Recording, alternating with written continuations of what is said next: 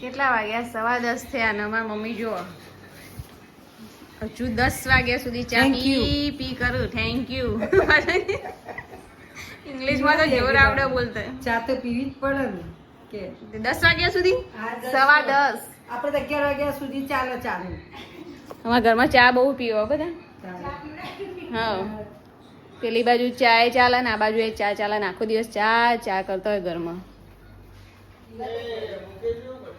અને મને ચા આટલી વારમાં પહેલા મને ચા ભાવતી હતી પણ ખબર નહીં આ બહુ ચા કર્યું ને તમે તે મને ચા નહીં ગમતી. હવે તમે મારી ચા બંધ કરાવી દીધી બધા ભેગા થઈ.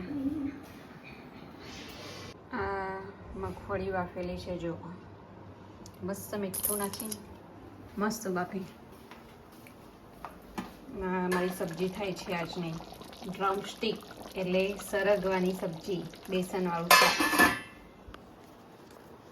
આજે સબ્જી બનાવી, ખાલી દાલ રાઈસ નથી કરવાના. એકલી સબ્જી બનાવી દીધી, રોટી સબ્જી. ના જો જમવાનું શું છે આજે જોઈ દે. મને નહીં ખબર. નહીં ખબર?